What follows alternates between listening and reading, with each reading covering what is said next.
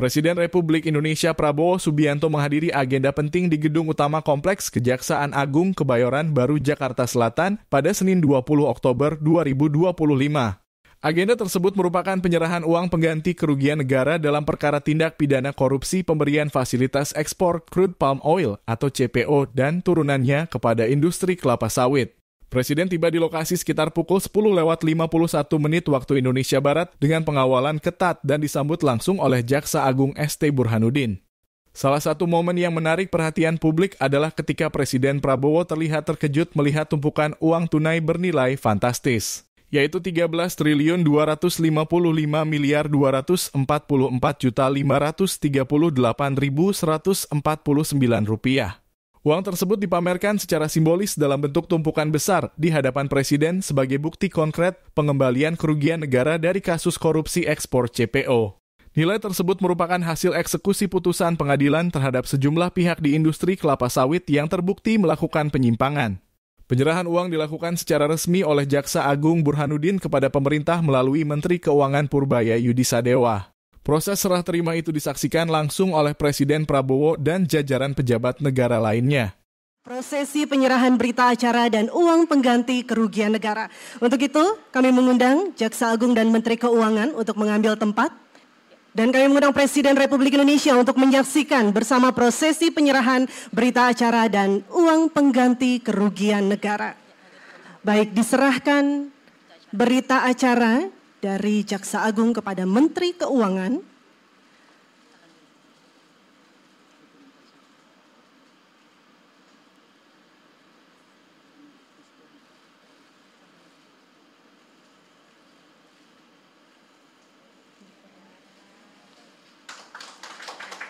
Selanjutnya, penyerahan uang pengganti kerugian negara sebesar 13.254.538.149 rupiah.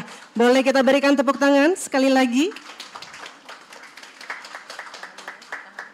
Kasus korupsi fasilitas ekspor CPO ini sebelumnya menjadi perhatian nasional. Praktik korupsi dalam pemberian izin ekspor dan manipulasi kuota ekspor menyebabkan kerugian negara hingga puluhan triliun rupiah serta menimbulkan efek domino terhadap harga minyak goreng dalam negeri. Kekurangan pasokan minyak goreng di pasar domestik kala itu sempat memicu gejolak harga dan kelangkaan yang membuat masyarakat menengah ke bawah menderita. Pemerintah melalui Kejaksaan Agung menindak tegas pelaku-pelaku yang terlibat termasuk korporasi besar di sektor kelapa sawit. Dalam sambutannya, Jaksa Agung Burhanuddin menegaskan bahwa Kejaksaan akan terus fokus pada penegakan hukum terhadap korupsi besar yang berdampak langsung pada perekonomian nasional dan kesejahteraan rakyat. Selain itu, Presiden Prabowo dalam pidatonya menyampaikan apresiasi tinggi kepada Kejaksaan Agung yang telah berhasil menegakkan hukum dan mengembalikan uang negara dalam jumlah besar. Ia menilai langkah tersebut merupakan bentuk nyata pemberantasan korupsi yang berdampak langsung bagi kesejahteraan masyarakat.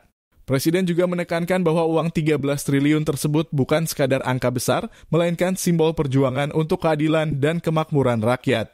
Ia menegaskan bahwa dana hasil pengembalian kerugian negara akan digunakan secara optimal untuk program pembangunan yang menyentuh langsung kebutuhan masyarakat. Prabowo mengungkapkan bahwa dana sebesar itu memiliki potensi besar dalam membiayai program-program strategis. Menurutnya, uang 13 triliun rupiah bisa digunakan untuk memperbaiki dan merenovasi lebih dari 8.000 sekolah di seluruh Indonesia. Selain sektor pendidikan, Presiden juga mengaitkan penggunaan dana tersebut untuk pembangunan 600 kampung nelayan modern. Program ini merupakan bagian dari visi besar pemerintah untuk memperkuat sektor maritim dan meningkatkan kesejahteraan nelayan di berbagai daerah pesisir. Ia menargetkan hingga akhir tahun 2026, pemerintah akan membangun 1.100 desa nelayan modern dengan total anggaran mencapai 24 triliun rupiah lebih. Program ini diproyeksikan mampu meningkatkan taraf hidup 5 juta masyarakat pesisir di seluruh Nusantara.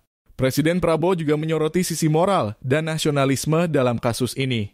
Ia menilai korupsi di sektor ekspor CPO bukan hanya pelanggaran hukum, tetapi juga pengkhianatan terhadap kedaulatan ekonomi bangsa.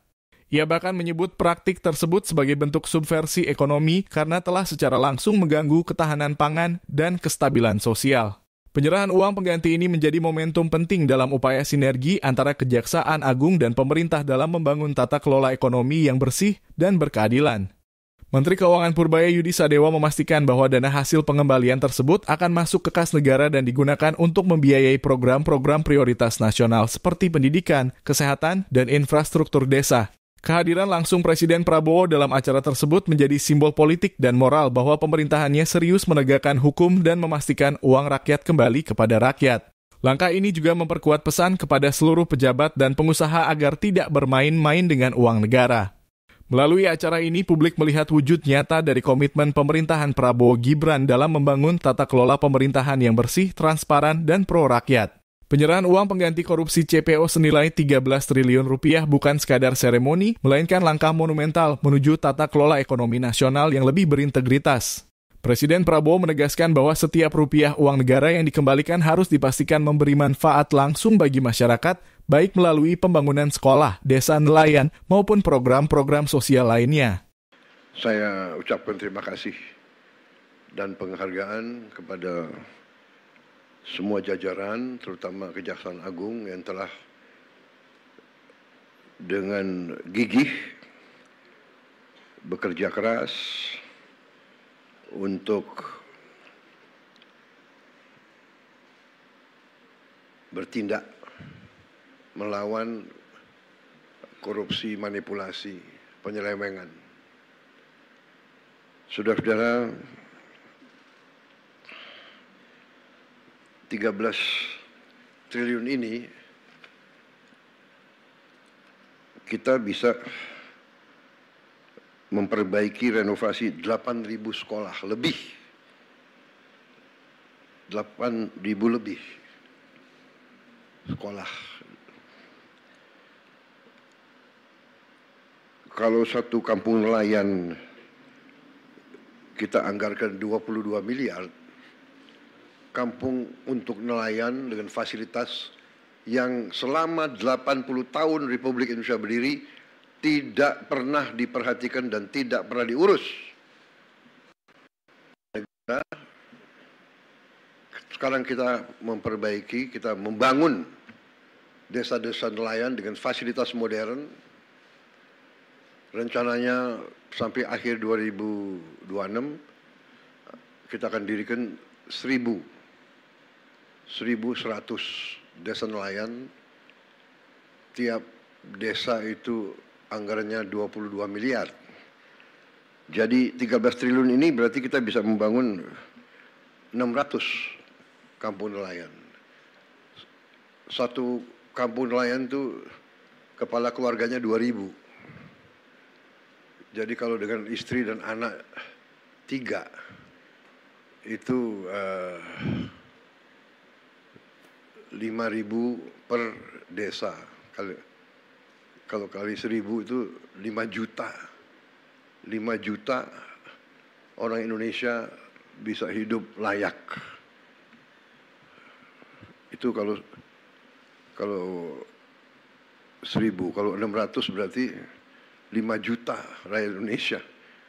Ini saya ibaratkan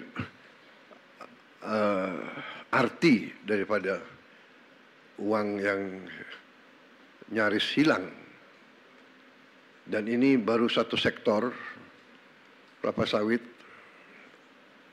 dan satu bentuk penyimpangan, yaitu tidak diutamakan atau tidak dipatuhi kewajiban untuk menyediakan kebutuhan bangsa dan negara, padahal ini adalah bumi dan air milik bangsa Indonesia. Hasilnya diambil, dikeruk, dibawa ke luar negeri. Rakyat dibiarkan kesulitan minyak goreng untuk berminggu-minggu. Ini sebetulnya menurut saya ya sangat kejam, sangat tidak manusiawi. Apakah ini benar-benar murni keserakahan atau ini bisa digolongkan subversi ekonomi sebenarnya? Jadi saya sampaikan penghargaan saya kepada Kejaksaan, terima kasih Tapi saya ingatkan masih banyak tugas kita, masih banyak tambang yang ilegal, kerugian kita juga mungkin puluhan triliun kalau tidak ratusan triliun. Kegiatan-kegiatan ilegal sebagaimana dibuktikan oleh kita beberapa saat yang lalu dengan kita hentikan penyelundupan timah dan turunan-turunannya dari Bangka Belitung oleh Satgas Penertiban Kawasan Hutan dibantu oleh TNI secara masif dan lembaga-lembaga lain, kejaksaan, polisi juga membantu, bea cukai, semuanya. Itu kerugiannya juga cukup besar. Diperkirakan kerugian itu 40 triliun setahun, dan ini sudah berjalan kurang lebih hampir 20 tahun. Jadi kita bisa bayangkan 30 triliun atau 40 triliun, katakanlah kita ambil angka rendahnya, katakanlah 20 triliun tiap tahun, yang sebenarnya lebih, kurang lebih ya. Lembaga-lembaga internasional pun sudah mengkaji sekitar 3 miliar dolar setahun kerugiannya. Kalau dikali 20 tahun itu adalah ya 800 triliun. Apa yang bisa kita bangun? Negara apa yang bisa kita bangun dengan hal-hal seperti itu? Ilegal tambang, ilegal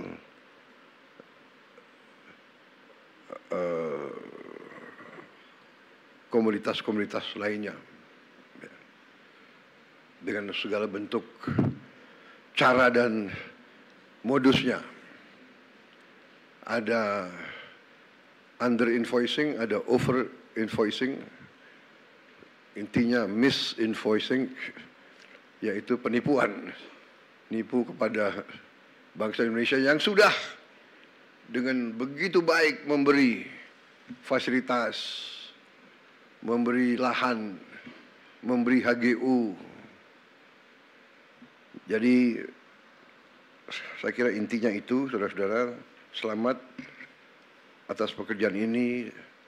Jangan surut, jangan malas, jangan menyerah. Ya. Berbuatlah yang terbaik untuk bangsa, negara, dan rakyatmu, saudara-saudara. Ya. Harta, apalagi didapatkan dengan cara yang mengorbankan rakyat kita, itu harta itu adalah harta yang haram, rezeki yang tidak baik, dan ujungnya pasti akan membawa ketidakbaikan kepada siapapun dan keluarganya. Saya sudah melihat terlalu banyak ya, pejabat yang lengah atau lemah iman, lemah akhlak, melakukan tindakan dan akhirnya termasuk keluarganya yang menderita. Pengusaha-pengusaha pun saya ingatkan, dunia semakin sempit, bumi semakin kecil oleh teknologi dan peradaban, sehingga kalau saudara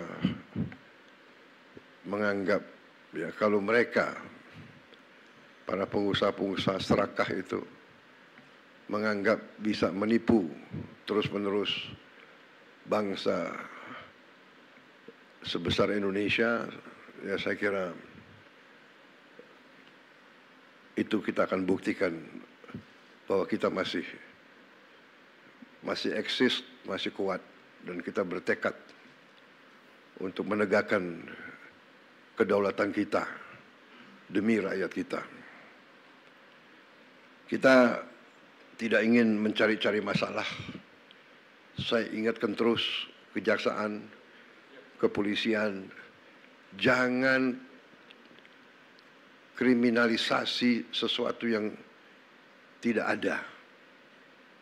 Untuk motivasi apapun. Ini saya ingatkan karena juga kejaksaan termasuk lembaga yang harus koreksi diri juga. Di antara jaksa-jaksa di daerah-daerah saya dapat laporan, kita semua merasakan ada juga yang lakukan praktek-praktek yang mungkin tidak benar atau kurang benar. Jangan mencari-cari perkara, apalagi terhadap orang kecil. Ya. Orang kecil, orang lemah itu hidupnya sudah sangat susah. Jangan diperberat oleh mencari-cari hal yang tidak perlu dicari. Saya ingat beberapa saat yang lalu, saya ingat benar ada anak SD, anak di bawah umur ditangkap karena mencuri ayam. Saya ingat benar itu. Ini tidak masuk di akal. Hakim, jaksa, ada apa ngejar? Iya kan? Anda pasti ingat peristiwa itu. Ada lagi ibu-ibu ditangkap mencuri pohon. Mungkin ingat juga peristiwa itu. Ya. Ada apa? Penegak hukum harus punya hati. Hanya punya hati. Jangan istilahnya apa? Tumpul ke atas, tajam ke bawah. Itu zolim, itu angkara murka, jahat. Orang kecil, orang lemah harus dibela, harus dibantu. Kalau perlu si hakim, si jaksa atau si polisi pakai uangnya sendiri ganti ayamnya, anaknya dibantu. Anak itu saya ingat saya panggil tuh ke Hambalang, saya kasih beasiswa. Hal-hal semacam ini saya percaya sudah tidak terjadi lagi. Saya berharap. Tapi ingat rakyat kita ini sekarang pandai dan sekarang ada teknologi. Kalau ada apa-apa mereka punya gadget. Yang repot laporannya selalu langsung ke presiden, itu yang capek itu. Pak Prabowo begini, waduh, saya harus bereaksi karena itu rakyat kita. Rakyat saya harus membela mereka. Saudara-saudara harus bantu saya menegakkan kebenaran, membela yang lemah.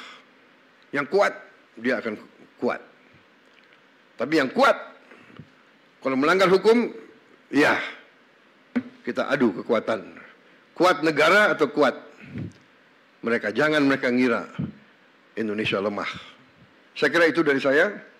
Selamat dan marilah kita bersama-sama berjuang untuk menyelamatkan semua kekayaan bangsa Indonesia. Bangsa Indonesia sangat kaya. Sangat kaya. Kalau kita bisa kelola dengan baik. Kalau kita punya keberanian untuk kelola dengan baik, Indonesia akan cepat bangkit. Saya percaya itu, saya yakin itu.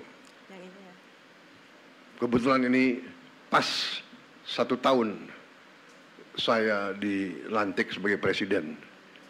Jadi saya merasa ini istilahnya tanda-tanda baik. Di hari 1 tahun saya menyaksikan pemerintah Indonesia, kejaksaan sebagai bagian dari pemerintah Indonesia memperlihatkan dan membuktikan kepada rakyat kerja keras, kerja yang gigih, yang berani, sehingga bisa membantu negara menyelamatkan kekayaan. Ingat, kalau kita lihat ini sama dengan 8.000 sekolah kita perbaiki. 5 juta nelayan bisa hidup. 5 juta dengan uang yang ada di sini. Saya ini greget, saya ingin kalau bisa kita kejar lagi itu ya, kekayaan yang diselewengkan. Terima kasih. Selamat bekerja di atas jalan yang mulia. Wassalamualaikum warahmatullahi wabarakatuh. Salam sejahtera, shalom, salve, om, santi, santi, santi, om, namo buddhaya. Terima kasih.